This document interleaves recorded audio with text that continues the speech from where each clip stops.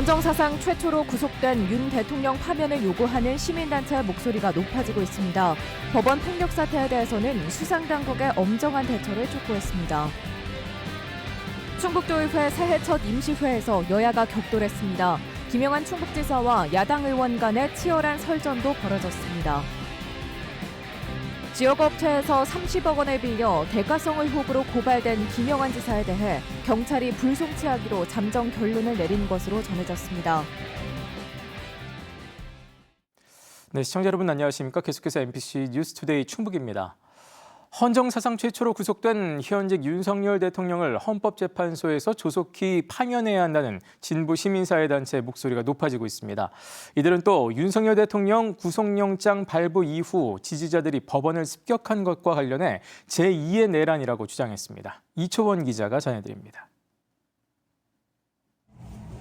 내란 우두머리 혐의로 헌정사상 처음 현직 대통령이 구속되자 지지자들은 법원에 침입해 내부 집기를 부수면서 3시간 넘는 폭동을 벌였습니다. 52개 시민단체와 노동단체, 종교계로 구성된 충북 비상시국회의는 기자회견을 열고 법원 습격을 제2의 내란이라고 규정했습니다. 시민 저항권이 아닌 민주질서를 파괴한 폭동에 불과하다면서 정부와 수사당국의 엄정한 대처를 요구했습니다. 극우 세력들의 준동들이 이제 날이 가면 갈수록 더욱 커지고 있어서 이 부분에 대해서 답답하고 좀 우려스러운 부분들이 있습니다. 진실과 정의는 반드시 드러나고. 또 이번 법원 폭동의 원인이 이른바 사법부 흔들기와 판사 좌표 찍기에 전념한 대통령과 여당에 있다고 비판했습니다. 윤석열과 국민의힘은 사법 절차를 인정하고 사태 수습에 나서야 한다. 그것이 대통령으로서 주권자들에게 할 수 있는 마지막 도리다. 비상시국회의는 헌정사상 초유의 대통령 내란 범죄를 사법부가 인정해 구속영장을 발부했다면서 헌법재판소의 조속한 파면 결정을 촉구했습니다. 이를 위해 다음 달 15일 충북 도청 서문 앞에서 만여 명이 모이는 도민 총궐기 대회를 열기로 했다며 많은 참여를 당부했습니다. 집회는 항상 열린 공간이고 그 열린 공간에서 자신들이 생각하는 고민을 이야기할 수 있는 공간, 같이 했으면 좋겠습니다. 법원에 침입한 시위대가 취재진을 무차별적으로 폭행하고 취재 장비를 탈취한 사건과 관련해 한국기자협회와 방송기자연합회 등 9개 언론인협회는 극우 깡패가 테러를 가했다면서 전례가 없는 충격적인 행위라고 분노했습니다. 또 폭도 마지막 한 명까지 찾아내 내란죄로 엄벌해야 한다고 덧붙였습니다. MBC 뉴스 이초원입니다. 정우택 전 의원의 돈봉투 수수 사건에 연루된 윤갑근 변호사가 오늘 열리는 공판기일을 미뤄달라고 법원에 요청했지만 받아들여지지 않았습니다. 청주지방법원은 공직선거법 위반 혐의로 불구속 기소된 윤갑근 변호사 측에 재판기일 연기 신청을 불허했습니다. 구체적인 기일 변경 사유는 알려지지 않았지만 오늘 헌법재판소에서 열리는 윤석열 대통령 탄핵 심판 3차 변론 기일이 겹쳐 연기를 신청한 것으로 추정됩니다. 이에 따라 윤갑근 변호사는 자신의 재판에서 방어권 행사에 불이익을 받지 않으려면 오늘 윤석열 대통령 탄핵 심판 대신 청주지방법원에 출석해야 합니다. 충북에서도 벽두부터 여야가 격돌하고 있습니다. 새해 처음 열린 도의회 임시회였는데요. 현직 대통령 구속으로 이어진 현 시국은 물론 충북 도정을 놓고도 여야는 전혀 다른 입장을 보였습니다. 특히 김영한 지사와 야당 도의원 사이에 날선 공방이 오갔습니다. 이병선 기자의 보도입니다. 충북 도의회가 처음 도입한 교섭단체 대표 연설에서 국민의힘이 먼저 포문을 열었습니다. 민주당은 현 사태의 책임에서 자유로울 수 없다며 탄핵, 특검, 입법 중독으로 국정 발목 잡기를 반복했다고 주장했습니다. 이재명 대표만을 위한 방탄과 정쟁 격화, 여야 협치의 실종이라는 비극적인 결과만을 초래하였습니다. 민주당 도의회 원내대표는 국민의힘 소속인 김영환 지사를 겨냥했습니다. 도민을 위한 정책이 아닌 지사 개인의 공적 쌓기에만 치중했다고 지적하고 이딴 정치적 발언으로 물의를 빚은 점도 꺼내들었습니다. 내란 혐의인 윤석열 대통령을 지지하는 언행으로 도민의 분노를 자극하고 사회 분열을 부추기고 있습니다. 이어진 대집행기관 질문에서는 김영환 지사와 야당 의원이 직접 공방을 벌였습니다. 전국 광역단체장 직무수행평가 최하위, 산하기관장의 비위 연루 등을 지적하자 혼란스러운 도정은 급기야 김영환 리스크라는 신조어를 탄생시켰고 김영환 리스크를 관통하는 핵심 키워드가 바로 측근 인사입니다. 김 지사는 경제 성장률, 출산 증가율 1위 등의 지표를 들며 반박했습니다. 어디가 꼴등입니까? 우리 도민을 모욕하는 일이라고 생각합니다. 근거도 어떻게 없는 이게 것을 도민을 가지고. 모욕하는 일? 충북 인재평생교육진흥원의 독립청사 매입 과정에 대한 의혹을 두고도 부딪혔습니다. 도심 건물을 비싼 돈 주고 구매한 과정에 지사님 측근들이 개입했다는 의혹도 안타깝게 있습니다. 지사님 혹시 알고 계십니까? 이게 어떻게 이런 식의 그쵸. 질의가 맞습니다. 도에 우리 충북 도의에서 이게 이루어지고 혹시 지사님의 부덕의 소치라고 생각지는 않으십니까? 그런 일이 없는데 무슨 부덕의 소치가 있어? 여야의 이견이 없었던 건 임시회가 열리자마자 상정된 청주공항 민간전용 활주로 신설 촉구 결의안뿐이었습니다. 새해 첫 도의회 임시회부터 벌어진 여야의 대립은 향후 전국 혼돈과 맞물려 지역 정가 역시 순탄치 않은 한 해가 될 것임을 예고했습니다. MBC 뉴스 이병선입니다. 제천시 의회가 제천 평창 고속철도 건설 사업의 제5차 국가철도망 구축계획 반영을 정부에 건의했습니다. 제천 평창 고속철도는 제천에서 평창읍을 거쳐 평창역에 이르는 57.8km 구간의 고속철도를 건설하는 것으로 추정 사업비는 2조 3,920억 원입니다. 현재 정부는 철도 분야 최상위 법정 계획인 5차 국가철도망 구축 계획을 수립 중입니다.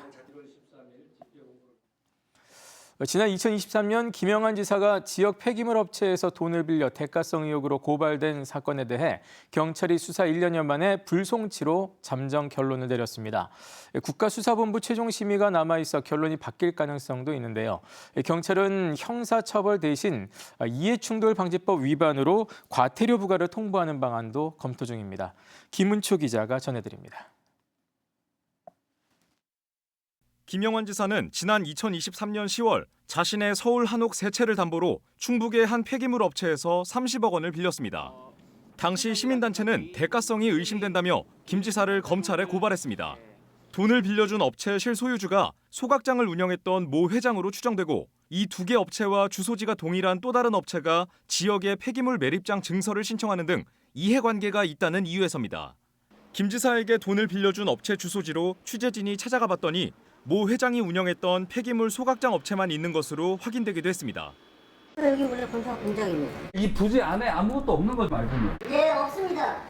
당시 논란이 불거지자 김 지사는 앞서 한옥을 팔기로 하고 중도금을 받았는데 계약이 무산됐고 중도금을 돌려주기 위해 돈을 빌렸다면서 이해충돌 소지가 있다는 걸 뒤늦게 알았다고 해명했습니다. 이해충돌이라는 것이 그게 항상 논란은 됐지만 그게 법으로 이렇게 성환된 거를 저는 몰랐고 신고 기간이 약간 논란이 있을 수 있는데 신고를 했습니다 지금. 검찰에서 사건을 넘겨받아 수사했던 경찰은 1년여 만에 불송치하기로 잠정 결론을 내린 것으로 알려졌습니다. 연 4.2% 이자를 매달 납부하고 있어 뇌물수수나 청탁금지법을 적용하기에는 어렵다고 판단한 겁니다. 이대로 결론이 내려진다면 시민단체와 언론에서 꾸준히 제기해온 각종 채무와 한옥 매각 의혹과 관련해 김 지사는 형사적 책임에서 벗어나게 됩니다. 다만 경찰은 김 지사가 금전거래 사실을 신고하지 않은 부분에 대해 이해충돌방지법 위반을 적용할지 고심하고 있습니다. 해당 법 조항은 과태료 사안이어서 경찰이 충청북도에 통보하면 법원이 2천만 원 이하 과태료 부과 여부를 결정하게 됩니다. 이에 대해 충청북도는 돈을 빌려준 업체가 김 지사와 직무 관련성이 없다는 입장입니다. 충북경찰청은 수사를 마치고 법리 적용을 검토하는 단계라면서 국가수사본부 심의 결과를 기다리고 있어 아직 결정된 건 없다고 설명했습니다. MBC 뉴스 김우초입니다. 충청북도가 오는 30일까지 설 명절 종합대책을 추진합니다. 충청북도는 이 기간 생활물가 안정을 위한 민생안정 특별대책반을 가동해 성수품의 물가 동향과 원산지 표시, 가격 표시 이행 여부 등을 점검합니다.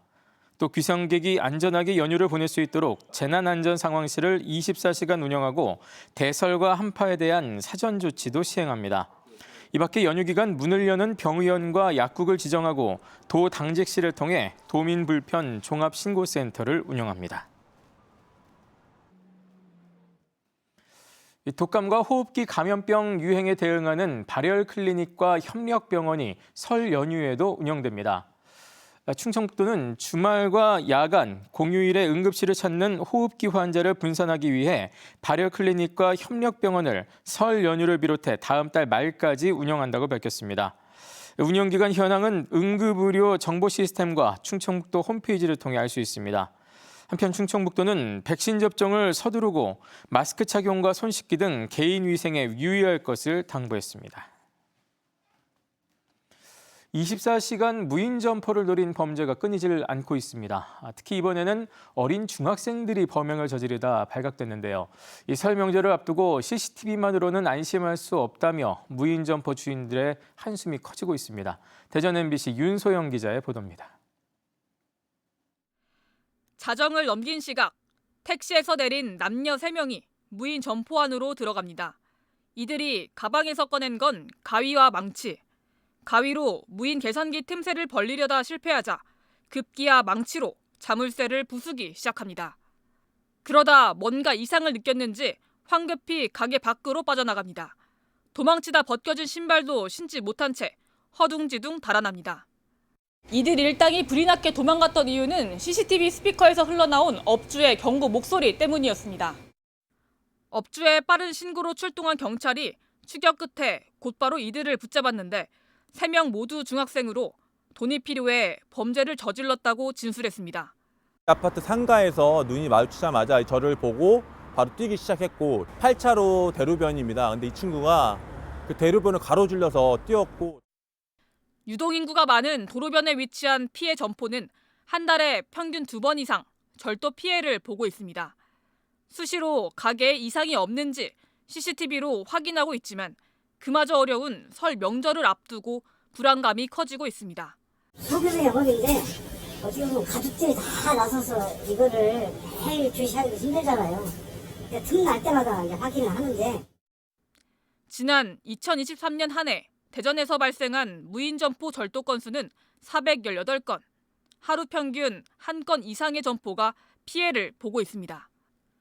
절도에 대한 문제 인식 자체가 낮은 학생들의 범죄가 증가하는 만큼 청소년을 대상으로 한 범죄 예방 교육과 처벌 강화 등 근본 대책이 요구되고 있습니다. MBC 뉴스 윤소영입니다. 충청북도가 도시 유휴 인력을 농가에 공급하는 도시농부 사업을 확대 실시합니다. 충청북도는 도시농부 지원 대상 농가를 2,000제곱미터 이하에서 3,000제곱미터 이하로 늘리고 교통비도 시군 여건에 맞춰 최대 25,000원까지 자율 지급하도록 바꿨습니다. 도시농부가 하루 4시간 일하면 충청북도와 농가 등이 교통비를 포함해 하루 최대 85,000원을 지급하게 됩니다. 충청북도는 전도민 도시농부 참여운동을 통해 지난해보다 2.5배 늘어난 도시농부 5만 명 모집을 목표로 하고 있습니다. 전기차에서 나온 다 쓴 배터리는 마땅히 쓸 곳이 없어 애물단지 취급을 받습니다. 이런 가운데 이런 배터리를 활용해 일반 버스 승강장을 스마트 승강장으로 바꾸는 사업이 관심을 모으고 있습니다. 울산 MBC 이다은 기자의 보도입니다. 따뜻한 온열 의자부터 핸드폰 고속 충전기까지 지난 7월 첫 선을 보인 친환경 스마트 버스 승강장입니다. 단순히 버스를 기다리는 것뿐만 아니라 추위와 더위를 피해 쉬어갈 수도 있어 시민들이 편리하게 이용하고 있습니다. 더울 때는 또 시원하게 해주고 또 겨울에는 따뜻하게 해주고 너무 좋지. 추운 날에 들어와서 잠깐 있다가 가는 것도 좋고 휴대폰 충전도 급속으로 충전되기 때문에 굉장히 좋은 것 같습니다. 이 스마트 승강장을 만드는 데 들어간 돈은 4천만 원으로 다른 지자체가 쓴 비용의 절반에 불과합니다. 전기차에 사용되던 배터리를 재활용한 덕분입니다. 배터리와 연결되는 전기 설비만 추가하면 되기 때문에 철거와 재설치가 필요 없어 비용도 시간도 획기적으로 줄였습니다. 낮 시간 동안 태양광으로 생산한 전기를 저장해 사용할 수도 있어 관리 비용도 절반 가까이로 줄였습니다. 이렇게 정류장 한켠에는 전기차 사용 후 배터리를 설치해 뒀는데요. 남은 전력들을 저장할 수 있습니다. 북구는 재사용이 곤란한 전기차 배터리를 효율적으로 활용해 손쉽게 스마트 승강장을 만들어낸 기술로 특허 취득까지 완료했습니다. 타 지자체에서 해당 특허를 활용한 스마트 승강장을 설치하고자 한다면 적극 기술 지원을 할 것입니다. 전기차 보급 확대로 2030년까지 쏟아져 나올 것으로 예상되는 사용 후 배터리만 10만 개. 처치 곤란이던 사용 후 배터리가 기발한 아이디어를 통해 시민들의 편의를 돕는 시설로 다시 태어나고 있습니다. MBC 뉴스 이다은입니다. 어제 낮 12시 20분쯤 청주시 오창읍 LG에너지솔루션 건물 신축 현장에서 작업 중이던 고소 작업차에 불이 났습니다. 이 불은 소방대원 30명과 장비 12대가 투입돼 20여 분 만에 진화됐지만 차량이 불에 타 소방서 추산 6,300여만 원의 재산 피해가 났습니다. 경찰과 소방당국은 내연기관 차량에 설치된 배터리가 과열돼 불이 났을 가능성이 있는 것으로 보고 정확한 화재 원인을 조사하고 있습니다.